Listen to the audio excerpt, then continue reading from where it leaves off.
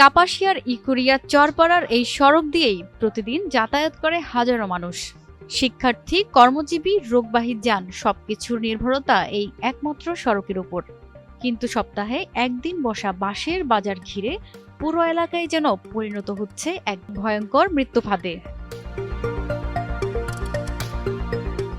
সড়কের ওপর দিয়ে চলছে ভারী বাঁশ বোঝাই নসিমন অটো ও টমটম। নেই কোনো ট্রাফিক নিয়ন্ত্রণ, নেই নিরাপত্তা ব্যবস্থা। ফলে স্বাভাবিক চলাচল ব্যাহত হওয়ার পাশাপাশি বাড়ছে দুর্ঘটনার আশঙ্কা।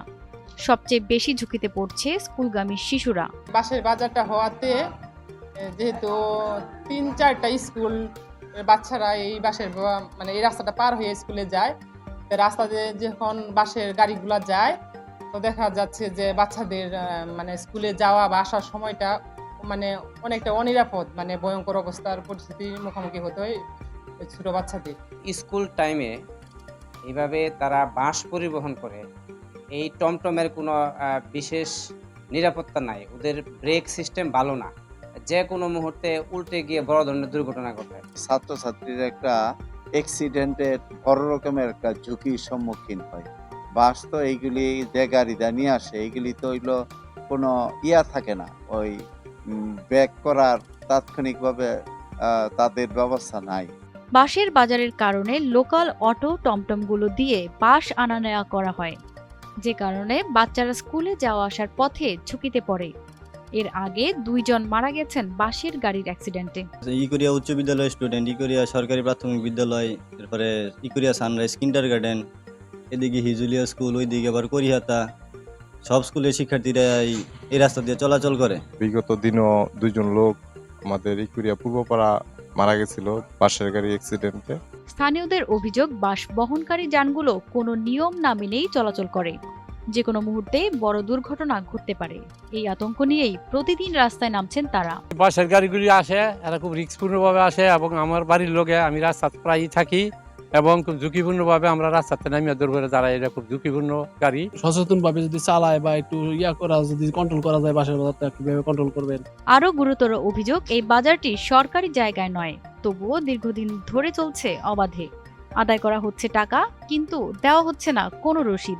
মসজিদের নামে কালেকশন করতাম, এটার কোনো ডাক নাই, কারণ হচ্ছে এইখানে কোনো সরকারি কোনো জায়গা জমি নাই, অতএব এটার উপরে কোনো ডাক নাই। ইদানিং কালে ওরা এইবারের যে চৈত্র বৈশাখ মাসে ওরা ওইখান থেকে ইকুরিয়া বাজার নাকি ডাইকে আনছে, কারা ওইটা আমি জানি না। ডাইকে আনার পরে ওরা বলতেছে যে ডাইকে আনছে, ওই সুবাদে তারা এখন যে কালেকশনটা করতেছে আজকে প্রায় 6 মাস যাব, ওই কালেকশনের টাকাটা তারা কোনো যাদের কাছ থেকে টাকা উঠায় এদেরকে এরা কোনো রিসিভ দেয় না। বিভিন্ন রকমের নাশকতা তৈরি করতেছে।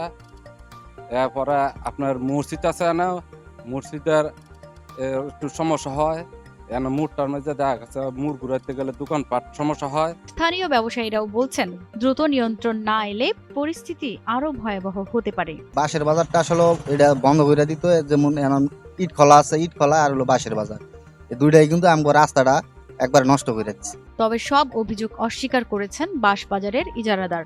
1000 মানুষের উপরে কর্মসংস্থান আছে বাজারে, এলাকার কর্মসংস্থান হয়েছে। দূর দূরান্ত থেকে মানুষের বাঁশ নিয়ে আসে, নৌকাতে ভরে নিয়ে যায়। তার উপরে যারা এগুলো বলতেছে তারা আসলে এটা ভালো চায় না। তারা 1 কিলোমিটারের ভিতরে ইকুরিয়ার বা চরপাড়ার 1 কিলোমিটারের ভিতরে কোনো স্কুল কলেজ নাই, কোনো প্রতিষ্ঠান নাই, শিক্ষা প্রতিষ্ঠান নাই। তো যারা অভিযোগ করছে এই বিষয়ে আসলে তারা এটা একদম মিথ্যা অভিযোগ। এলাকাবাসীর অভিযোগের বিষয়ে তদন্তের আশ্বাস দিয়েছেন উপজেলা প্রশাসন। আপনার মাধ্যমে আমি জিনিসটা জানতে পারলাম, আমি এটার ব্যাপারে খোঁজ নেব, যথাযথ তদন্ত সাপেক্ষে অবশ্যই আইনগত ব্যবস্থা নেব। এলাকাবাসীর দাবি, বাঁশের বাজার উচ্ছেদ অথবা নিরাপদ স্থানে স্থানান্তর, নিয়মিত তদারকি এবং স্কুল চলাকালীন সময় বাজার বন্ধ রাখা। তা না হলে কাপাসিয়ার ইকুরিয়া চরপাড়ায় যে কোনো সময় ঘটতে পারে বড় ধরনের দুর্ঘটনা।